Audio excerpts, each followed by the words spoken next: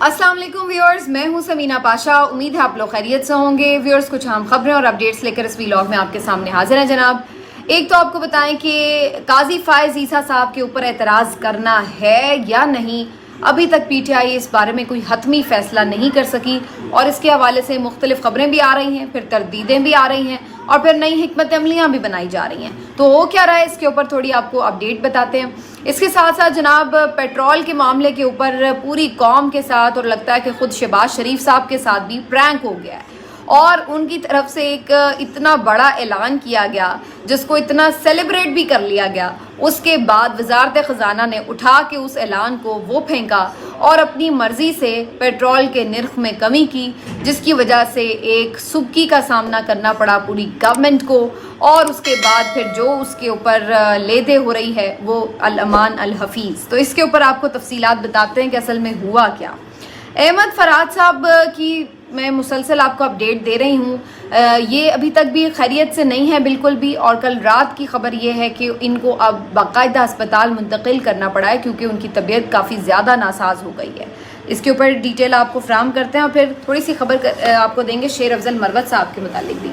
काफ़ी कुछ है जिस व्लॉग में। आपसे रिक्वेस्ट है कि चैनल को सब्सक्राइब कर लें अगर अभी तक सब्सक्राइब नहीं किया।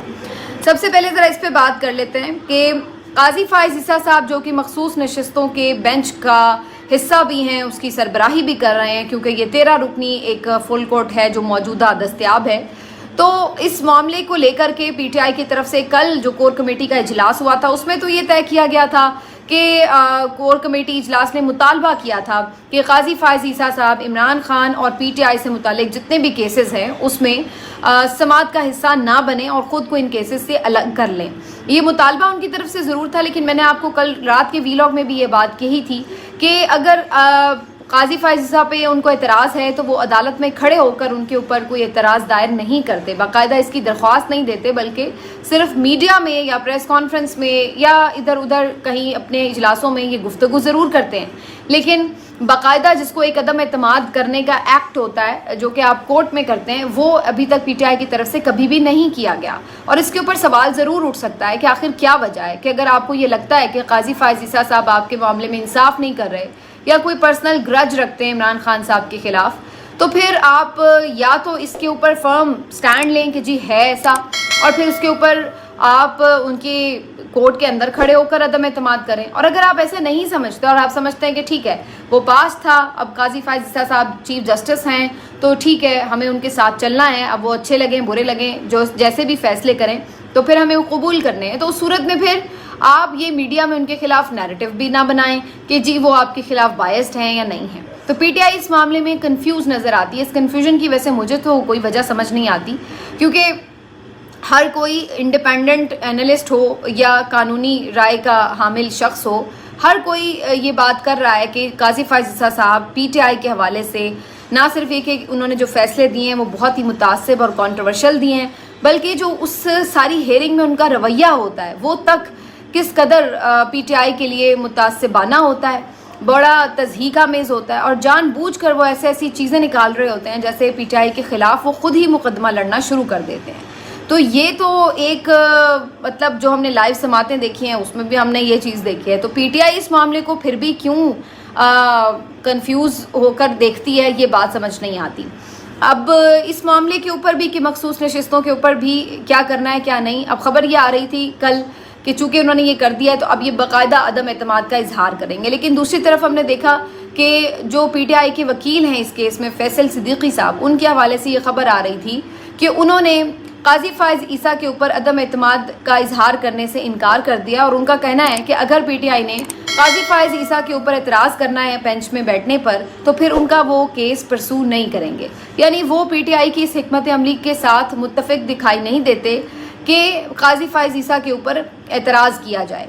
तो अब अंदर से ही आप यूँ कह लें कि दो ग्रुप्स नज़र आते हैं। दूसरी तरफ हामिद खान साहब भी क्लियरली हम मुख्तलिफ मौक़ों पे देख चुके हैं कि काजी फायज ईसा पर उस तरह से तनकीद भी नहीं करते और ना ही वो उस तरीके से उनके ऊपर एतराज़ दायर करते हैं, जबकि दूसरे कुछ लोग जैसे कि शेर अफजल मरवत साहब हों या रऊफ़ हसन साहब हों वो बहुत वोकली قاضی پر تنقید کرتے ہیں. جبکہ اگر آپ بیرسٹر گوہر کو دیکھیں جو وکلا ونگ ہے ان کا بیسکلی پی ٹی آئی کا, وہ قاضی صاحب کے حوالے سے ایک ریسٹورینٹ کا مظاہرہ کرتا ہے, لیکن جو پولیٹیکل ونگ ہے ان کا وہ آپ کو نظر آتا ہے کہ قاضی صاحب کو خوب نشانے پر رکھتا ہے. تو یہ ایک بیچ میں دو رائے بہرحال ایگزسٹ کرتی ہیں.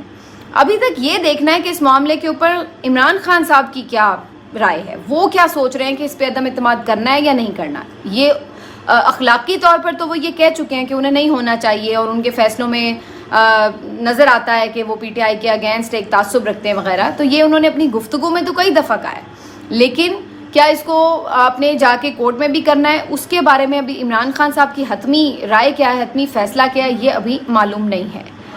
اب اس سارے تنازع کے بعد آج جیو نیوز کے اوپر ایک خبر چلی, اور یہ خبر یہ تھی کہ خیبر پختونخوا حکومت نے باقاعدہ اس بارے میں کہ جو مخصوص نشستوں کا کیس ہے اس میں یہ درخواست کر دی ہے کہ قاضی فائز عیسیٰ صاحب جو ہیں وہ بینچ کا حصہ نہ ہوں. اب جیو نیوز پر جب یہ خبر چل رہی تھی تو فوراً ہی اس کی تردید آنا شروع ہو گئی, اور جو ایڈوکیٹ جنرل ہیں خیبر پختونخوا کے, ان کا ایک ویڈیو بیان بھی آ گیا, اور تردیدی بیان ویسے بھی انہوں نے جاری کر دیا ریٹن بھی, کہ ایسی کوئی بات نہیں ہے. نہ تو خیبر پختونخوا کی حکومت سے اس طرح کی کوئی ابھی تک سپریم کورٹ میں بات پہنچی ہے, اور نہ ہی انٹرنلی کوئی آپس میں ایسی خط و کتابت ہوئی ہے کہ جس میں ہم نے کوئی ایسا مسودہ یا کوئی تجویز وزیر اعلیٰ کو بھیجی ہو. تو ایسا کچھ نہیں ہے. تو انہوں نے اس کی کمپلیٹلی تردید کی ہے. تو اب وہاں سے تو اس بات کو ختم کر دیا گیا ہے, لیکن اس کے علاوہ بھی یہ خبر آ یہ رہی ہے کہ ابھی اس معاملے کے اوپر پی ٹی آئی اصل میں کسی نقطے پر نہیں پہنچی ہے, اور اس وجہ سے آج ایک اور مشاورتی اجلاس ہوگا جس کے بعد حتمی طور پر یہ فیصلہ کیا جائے گا کہ پی ٹی آئی نے جو مخصوص نشستوں کا کیس ہے اس میں اعتراض کرنا ہے قاضی صاحب پر یا نہیں کرنا. تو اب یہ معاملہ جو ہے دوبارہ سے ٹیک اپ کیا جائے گا, اور اس کے اوپر ظاہر ہے عمران خان صاحب کی رائے بھی فائنل رائے ہوگی. ان کو بھی ظاہر ہے کچھ جو سجیشنز ہیں وہ بھی دی جائیں گی, جس کے بعد وہ اپنی حتمی رائے جو ہے وہ پارٹی ممبرس کو بتائیں گے.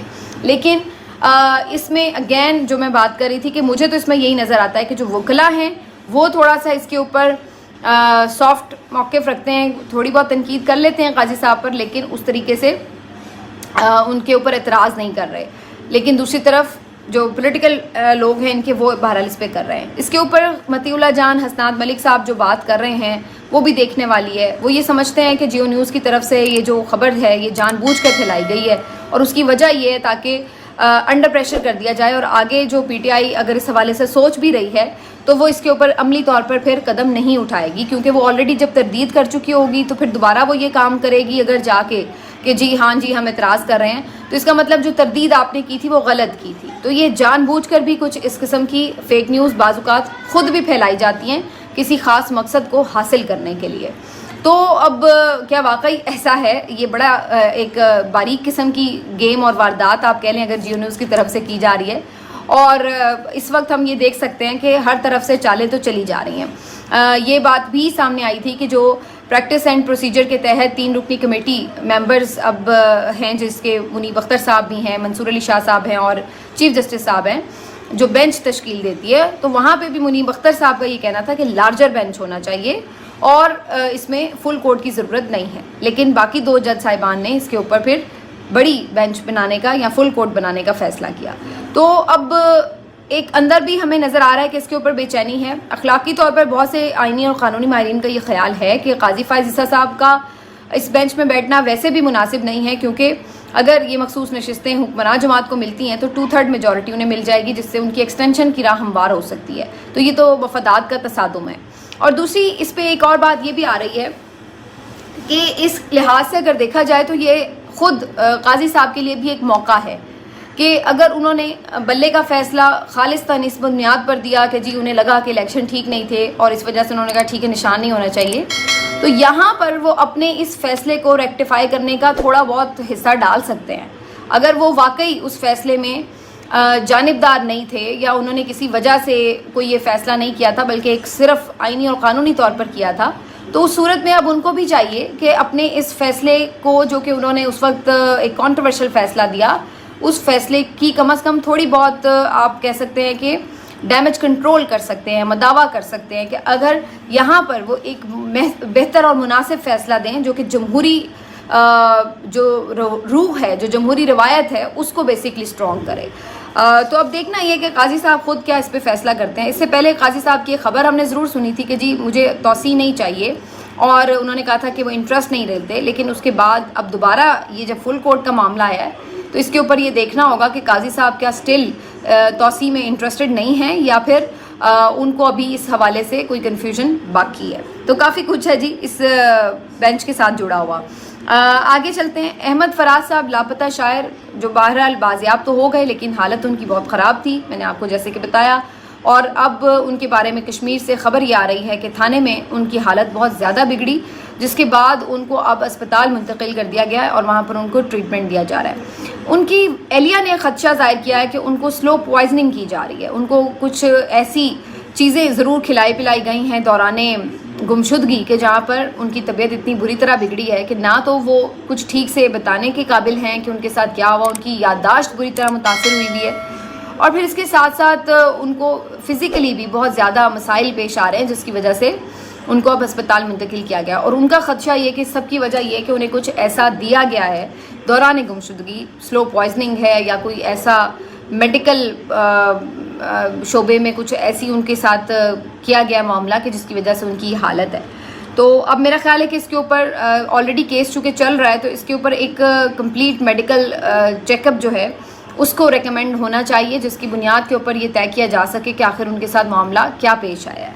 لیٹس سی کہ اس کے اوپر کتنی آواز اٹھائی جاتی ہے. لیکن میں یہ سمجھتی ہوں کہ احمد فراد کے ساتھ یہ جو کچھ بھی ہوا ہے، یہ کوئی بھی لوگ جو اس میں ملوث ہیں یہ کیسے ملک کے ساتھ سنسیئر ہو سکتے ہیں. آپ اس سے اندازہ لگا لیں کہ آزاد کشمیر میں ایک پوری ہم نے موومنٹ دیکھی، لوگ باہر سڑکوں پر تھے، بجلی کے نرخوں کے اوپر ان کے جو بھی معاملات تھے، تحفظات تھے، اور بڑی مشکل سے وہ موومنٹ جو تھی وہ ٹلی، ایک ایگریمنٹ ہو گیا، سب کچھ ہو گیا. اس کے بعد کشمیر ہی سے ایک بندے کو اس طرح سے اٹھانا، یہ ایک طرح سے دوبارہ ہوا دینے کے مترادف ہے کہ آپ وہاں کے لوگوں کو متنفر کر رہے ہیں خود سے. تو مجھے نہیں سمجھ میں آ رہا کہ یہ اس طرح کی عقل مندی کون کر رہا ہے اور اس کی کیا وجہ ہو سکتی ہے.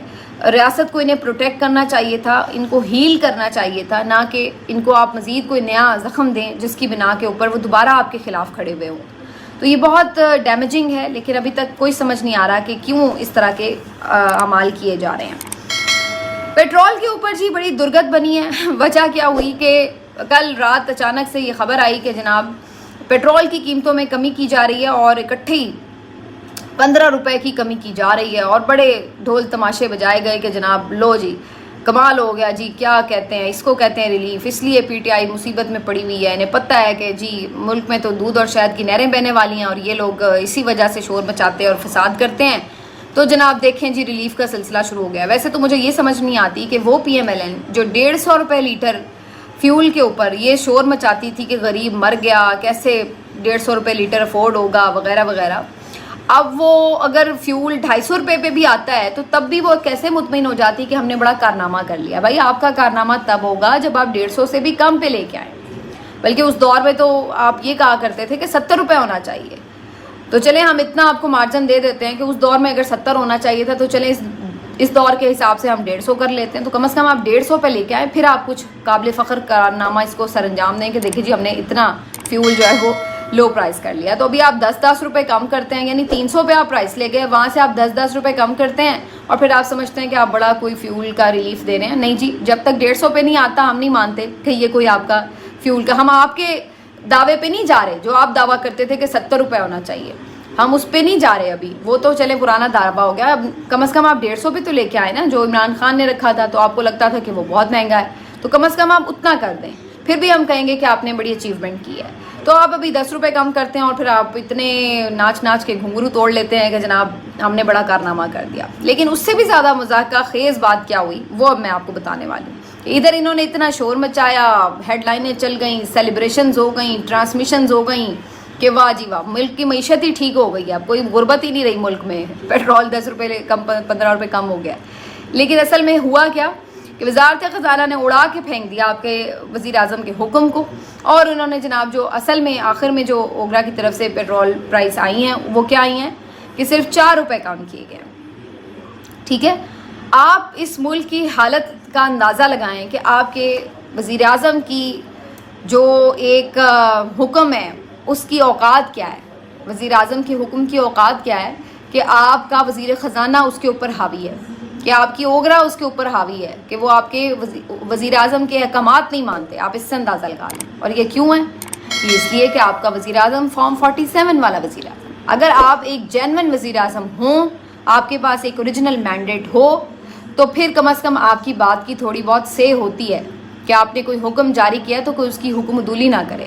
لیکن یہ تاریخی قسم کی شرمندگی کا سامنا آپ کو اس لیے کرنا پڑا ہے کیونکہ آپ کا مینڈیٹ جعلی ہے.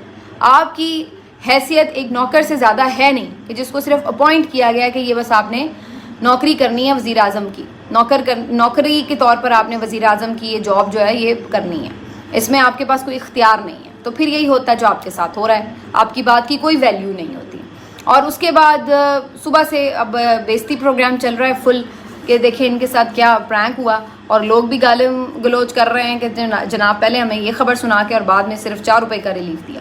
اور اس پہ بھی بس نہیں ہوئی. 4 روپے پیٹرول سستا کر دیا، چلو جی 4 روپے سستا کر دیا. اگلے دن صبح خبر ملتی ہے کہ 3 روپے بجلی مہنگی کر دی گئی. تو یعنی انہوں نے پچھلے مہینے بھی یہی کام کیا تھا کہ ادھر سے پیٹرول کی پرائس میں کمی کرتے ہیں تو ادھر سے بجلی کی پرائس میں اضافہ کر دیتے ہیں. تو بات تو وہیں آ گئی غریب آدمی کے لیے، جو اس کے یہاں سے 4 روپے بچیں گے وہ وہاں پہ وہ بھر دے گا. تو اس کے لیے تو کوئی نیٹ ریلیف تو کچھ نہ ہوا نا. تو یہ ان کی صورتحال ہے کہ بجلی کی پرائس میں ابھی آج ہی کے روز میں اضافے کا فیصلہ کر لیا گیا.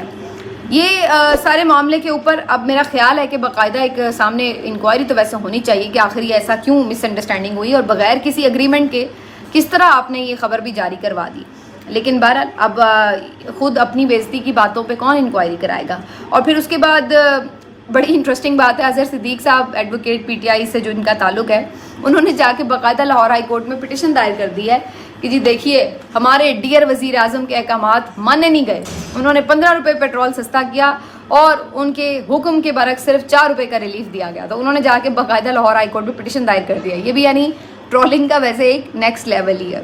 آخر میں تھوڑی سی بات صرف شیر افضل مروت صاحب کی کریں گے. شیر افضل مروت صاحب روٹ گئے ہیں پی ٹی آئی سے، اور اس کے بعد وہ گوشہ نشین ہو گئے اور چلے گئے جناب متحدہ عرب امارات وغیرہ، اور وہاں پر وہ اپنے فیملی کے ساتھ دوستوں کے ساتھ ٹائم سپینڈ کر رہے ہیں، اپنے مختلف جو شغل میلے ہیں وہ انجوائے کر رہے ہیں، ریلیکس کر رہے ہیں، کھانے پینے کر رہے ہیں، مختلف ایکٹیویٹیز کر رہے ہیں. تو کافی ریلیکس ہیں وہ. اور ان کی کچھ پکچرز بھی آئیں، ایک دو انہوں نے میسیجز بھی کیے کہ دیکھیں جی میں اب بالکل پالیٹکس سے فی الحال آؤٹ ہوں، میری جو پارٹی ہے انہوں نے مجھے بالکل سائڈ لائن کر دیا ہے، ہر طرح کی میرے سے ذمہ داریاں لے لی ہیں، اور میری عزت نفس بڑی مجروح ہوئی ہے، لہٰذا جب تک مجھے ابہود خان نہیں بلائے گا اور کوئی ڈیوٹی اسائن نہیں کرے گا میں تو نہیں اب کسی کام میں کرنے والا. یہ وہ تو وہ جناب سائڈ پہ بیٹھے ہوئے ہیں. اب خیر اس کے اوپر بھی خاصی تنقید بھی چل رہی ہے آج کل، کیونکہ لوگ یہ کہہ رہے ہیں اس کا مطلب ہے کہ آپ اپنے کاز سے صرف اتنے ہی سنسیئر تھے. یعنی اگر آپ کو خان سے اتنی محبت ہے تو بھلے کسی وجہ سے بھی پارٹی نے آپ کو فی الحال سائڈ لائن بھی کیا ہے، وہ بھی آپ کی اپنی قصور ہے. جس طرح کہ آپ ہر وقت کانٹروورشل باتیں کرتے رہتے تھے تو ظاہر ہے کہیں نہ کہیں آپ کو ڈسپلن کے انڈر لانا ہی تھا. تو چلیں اگر آپ سمجھتے بھی ہیں کہ اس معاملے میں آپ کے ساتھ کوئی زیادتی ہوئی ہے تو آپ کو یہ تو بہرحال نظر آ رہا ہے نا کہ عمران خان جو ہے وہ جیل میں ہے. عمران خان جو ہے اس کو اس وقت جو آپ کا لیڈر ہے، جو آپ کا مرشد ہے بقول آپ کے، جس سے آپ بے انتہا اندھی محبت کرتے ہیں، تو آپ کا ضمیر اور آپ کیسے یہ گوارا کر رہے ہیں کہ آپ تو وہاں پر صحراؤں میں اپنے آرام سے ریلیکس کر رہے ہیں، لگژری ٹائم گزار رہے ہیں، اور آپ کا لیڈر آپ کا مرشد جو ہے وہ اس وقت جیل کی کال کوٹری میں پڑا، گرمی میں نہ اس کو کوئی سہولت ہے، قید تنہائی میں پڑا ہوا ہے. تو آپ کیسے یہ سب جو ہے انجوائے کر رہے ہیں؟